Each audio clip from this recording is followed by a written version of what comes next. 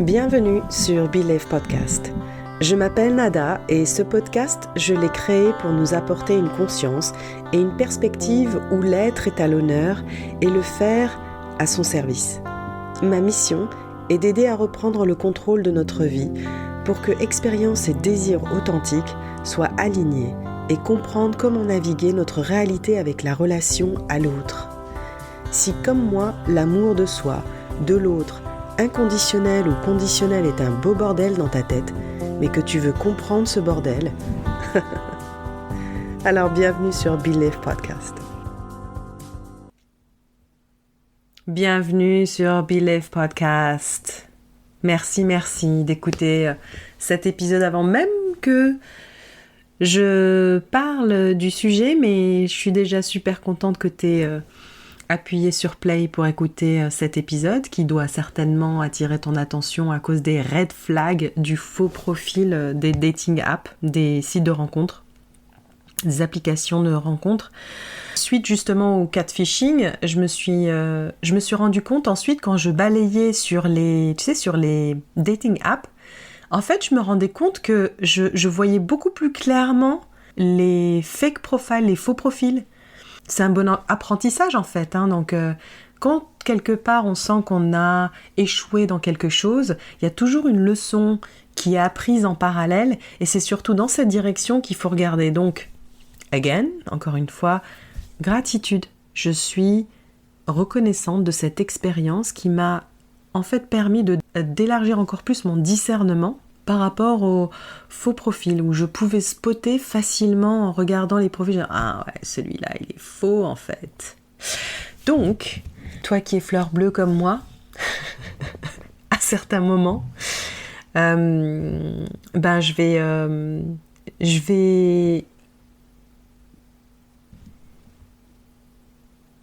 vais partager avec toi ce que j'ai pu remarquer dans les faux profils. Alors, c'est peut-être pas une liste exhaustive, mais il y a peut-être 2-3 choses auxquelles tu n'aurais pas pensé et qui pourraient éventuellement t'aider. Je ne suis pas experte en dating profile, en profil de dating, mais en revanche, je pense être relativement sensible, intuitive aujourd'hui pour faire un discernement assez rapide de la situation. Donc voilà, moi, ce que je peux partager avec toi. Déjà, le red flag, c'est quoi ? C'est littéralement, la traduction en français, c'est drapeau rouge en anglais. Donc comme à la plage, je me rappelle quand on allait à la plage, c'était drapeau rouge, drapeau orange ou drapeau vert. Donc le drapeau rouge, on n'y va pas. Drapeau orange, tu mets un peu de côté et t'attends de voir un peu quelle tournure ça peut prendre. Est-ce que c'est ton filtre de la peur qui fait que...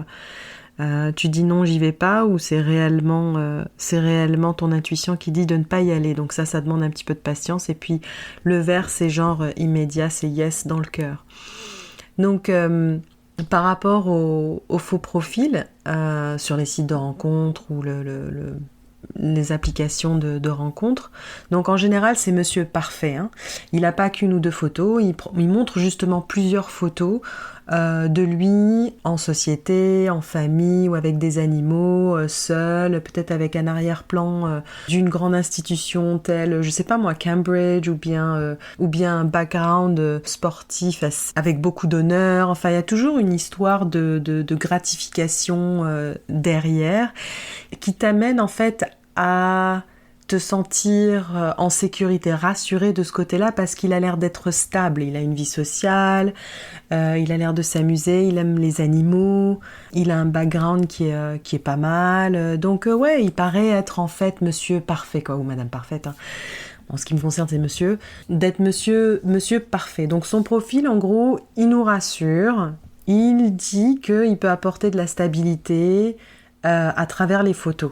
Ça, déjà, tu dis, peut-être que c'est un fake profile. Après, au niveau du texte, au niveau de la rédaction, c'est un peu générique parfois. C'est générique dans le sens où on a l'impression qu'en 2 phrases, il a balayé ce qu'un être humain devrait être fun, profond, avec une maturité émotionnelle ou une intelligence émotionnelle. Tu me diras, moi, c'est ce que je mets. T'as la profondeur, t'as le fun, t'as l'indépendance, t'as l'esprit libre. Voilà, tout ça, ça a créé un corpus quand même d'une personne relativement complète, quoi. Et qui ne veut pas de ça ?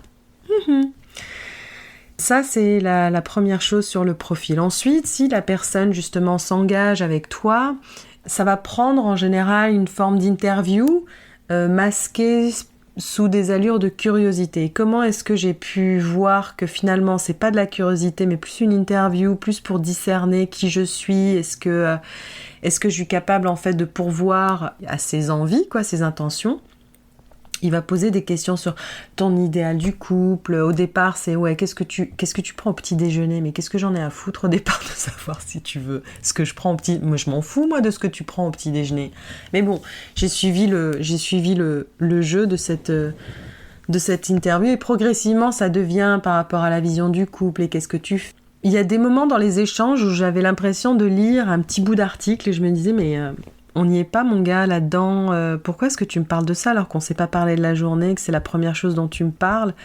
C'est-à-dire son idéal du couple, sa version de ce qu'est être heureux, son envie d'être avec quelqu'un pour telle et telle et telle et telle raison, sa peur d'être seul. Voilà, des choses comme ça, quoi, qui peuvent souvent arriver comme un cheveu sur la soupe. Donc si ça arrive comme un cheveu sur la soupe, dis-toi qu'il y a peut-être... anguille sous roche. Les réponses ne sont pas toujours claires. Si les réponses sont contournées, autorise-toi à reposer la question. N'aie pas peur de le faire parce qu'on peut se dire ah ouais mais non, mais il va penser que j'insiste trop, que je suis un peu trop needy, accroché, donc il va pas aimer, donc je vais le faire fuir. Bah je vais dire fuck him s'il est pas capable de répondre à une question qui demande une réponse claire et simple. Ben déjà dis-toi que c'est un red flag parce que n'oublie pas que la personne derrière c'est pas celle que tu imagines. La personne derrière l'écran c'est peut-être une personne qui a une intention malveillante vis-à-vis de toi. Donc n'hésite pas à reposer la question pour avoir une réponse très claire. Contourner, déjà je peux te dire que c'est début de red flag pour moi. Parfois peut-être même qu'il ne te demande pas, il attend pas que qu'il te fasse un retour sur la question qu'il t'a posée. Tu sais, parfois tu poses une question à une personne et cette personne répond, mais la personne ne te dit pas nécessairement et toi, et donc te donne l'opportunité pour répondre à la même question, tu vois, histoire de se découvrir. Bah parfois ils attendent même pas que tu dises et toi, quoi. Ils y vont, quoi. Ils y vont. Voilà. Moi c'est ça. Il y a comme une forme d'insensibilité, donc si tu vois qu'il y a une forme d'insensibilité, suis ton intuition, et parce que ce qu'il y a de plus important, c'est ton intuition, c'est toi, c'est pas l'autre personne. C'est comment est-ce que moi, je peux, surtout si tu n'es pas habitué à suivre ton intuition, c'est un superbe exercice pour suivre ton intuition, et à aucun moment tu auras fait une erreur en cherchant justement en ayant cet objectif là au fond, tu vois, parce que où que tu ailles, tu agis avec toi, tu crées avec toi, mais la personne, elle est là, elle vient, elle part, elle vient, elle part pour le temps qui lui est destiné, mais toi, tu vas nulle part sans toi-même. Donc c'est une bonne raison, c'est une bonne occasion, une bonne opportunité pour voir si tu es proche de ton intuition, si tu laisses ton intuition venir en surface et te parler, quoi, parce que c'est quand même très... L'intuition, c'est quand même quelque chose de très, très fin. C'est pas aussi grossier qu'une pensée, quoi, que le mental.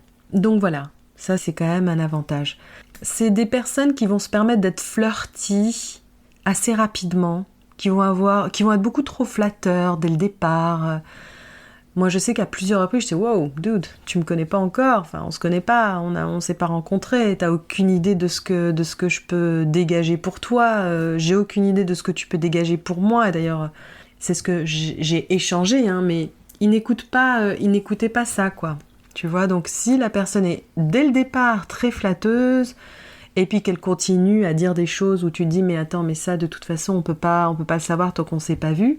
Reste là-dessus, quoi. » S'il n'est pas curieux des détails de ta journée, il va répondre super, mais il va pas aller plus loin, il va pas avoir une curiosité par rapport à toi, ta vie, ton quotidien, un détail, sauf si l'information menace son projet, tu vois, son projet, son objectif de te nuire, quoi. Hein. Par exemple, je lui avais dit, à un moment donné, il m'a dit, qu'est-ce que tu as fait aujourd'hui et tout ça. Et donc, c'était la journée où j'enregistrais un podcast. Et le podcast, c'est une partie importante dans mon travail. Et à plusieurs reprises, je crois, je lui avais dit ça, puisqu'on s'était parlé plusieurs fois. Et jamais il n'a posé de questions par rapport au podcast. C'est quoi le sujet? Depuis quand est-ce que tu le fais? Enfin, très naturellement, on pose ce genre de questions à quelqu'un quand on est dans cette intention de rencontrer, de connecter avec quelqu'un. Si tu sens qu'il y a une insensibilité à l'égard de tes projets, donc.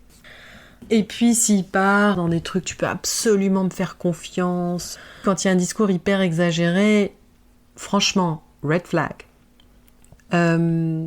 S'il dit des choses qui sont contraires à ses actes, genre tu peux compter sur moi, alors déjà, bon, ça je pouvais pas le savoir, mais déjà quand on me dit ça alors qu'on se connaît pas, pour moi déjà c'est ça sent le poisson. Ou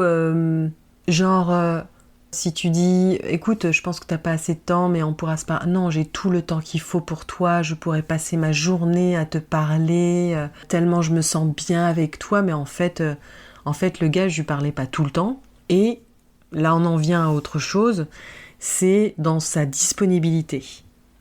Alors, s'il vit à l'étranger, qu'il se déplace beaucoup, déjà, tu peux commencer à hausser les sourcils.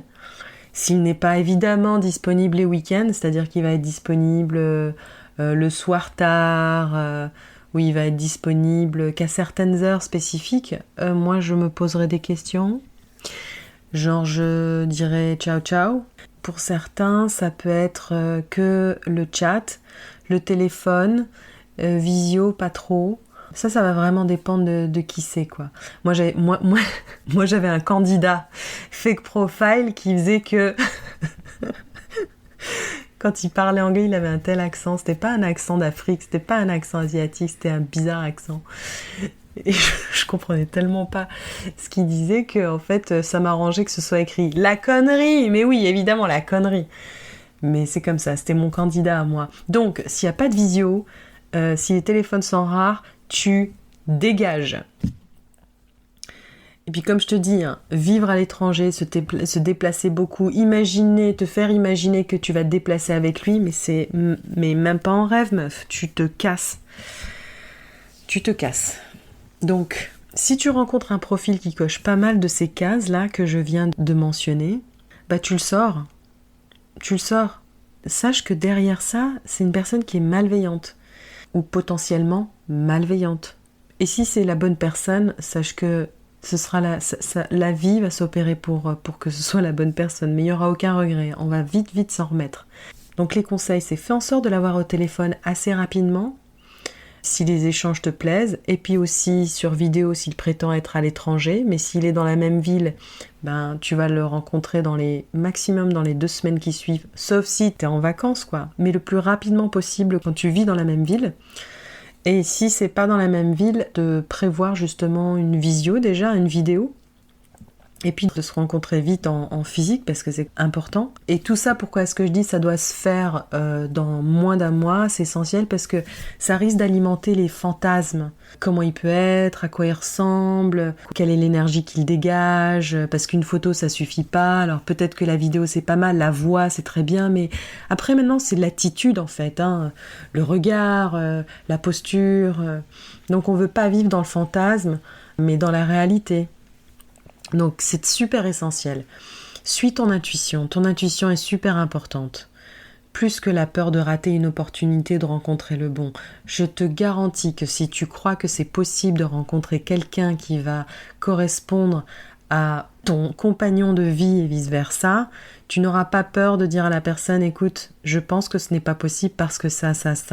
Et si c'est vraiment la bonne personne répondra de manière à ce que justement vos valeurs s'alignent, vos intentions s'alignent, vos projections s'alignent. Donc suis ton intuition. Et ne suis pas la peur d'être seul, de rater l'opportunité. Plus facile à dire qu'à faire, mais c'est à force de faire ce choix-là que tu vas développer ce discernement qui ne te quittera jamais. Et aussi tu peux voir comme ça que tu peux faire des choix plus rapidement, tu peux arrêter de douter de toi, et clairement voir que tu es capable de poser des limites, parce que ça c'est très important de savoir poser des limites, de savoir dire non, et c'est quelque chose chez nous les femmes, et surtout quand on vient d'un chemin traumatique, on a du mal à poser des limites, on a du mal à dire non, on laisse les autres être un peu plus intrusifs dans nos vies, on attend leur permission pour faire des choses, pour nous évaluer. Donc sache que c'est en développant ton intuition, en ayant un meilleur discernement et en ayant le courage de dire un non que tu vas pouvoir créer justement un environnement qui va être plus safe pour toi. Il faut que tu te protèges d'abord, il faut que tu aies un sens de toi-même d'abord avant de pouvoir laisser quelqu'un s'introduire aussi facilement dans ta vie. Tu es la personne la plus importante au monde et tu as toujours accès au meilleur choix. Tu te rappelles de ce mantra-là qu'on a ensemble ? Tu es la personne la plus importante au monde et tu as toujours accès au meilleur choix. Imagine ton soi supérieur te le dit. Imagine la personne en qui tu as le plus de foi qui te le dit, celle en qui tu as le plus confiance, ou l'être dont tu as le plus confiance qui te le dit. Ainsi, tu fais place à ce pourquoi tu es réellement disponible en me posant des limites, en disant non, en suivant ton intuition, en faisant peut-être même des erreurs, des maladresses. C'est pas grave, on est tous maladroits. Et puis c'est drôle quand on le raconte. Donc à la limite, on pourra partager quelque chose, tu pourras partager avec tes amis quelque chose qui au départ paraissent mais en fait au fond c'est drôle. Donc c'est pas drôle quand on est sérieux, on a envie de se détendre un peu là dans la vie. Et ainsi tu fais place à ce pourquoi tu es réellement disponible sans compromettre tes valeurs et sans compromettre ta vision dans laquelle tu as foi et dans laquelle tu sais que tu pourras, tu sais que c'est possible. Donc ne te satisfais pas de peu, satisfais-toi de ce que tu es capable de t'offrir. Voilà pour aujourd'hui. Si tu as des questions, si tu veux partager quoi que ce soit avec moi, n'hésite pas à m'envoyer un message privé sur Instagram, nada.coaching. Ou si tu veux travailler avec moi, eh bien tu peux déjà télécharger Je reprends le contrôle, dans lequel je t'explique une routine pour arrêter d'avoir peur, pour te connecter plus à toi, retrouver un sens de toi, pour distancer tes émotions et de tes pensées. Ou si tu veux aller plus en profondeur, je mettrai le lien Calendly pour que tu puisses booker une séance découverte gratuite avec moi pour voir si on est un match toutes les deux et créer la vie que tu veux créer la vie amoureuse que tu as envie d'avoir. En attendant, enjoy yourself et je te dis à très très vite. Merci pour ton écoute et merci pour le temps. Si l'épisode t'a plu, n'hésite pas à le noter. Tu permettras au podcast d'être encore plus visible et d'être un support à plus de monde autour de nous. À très vite.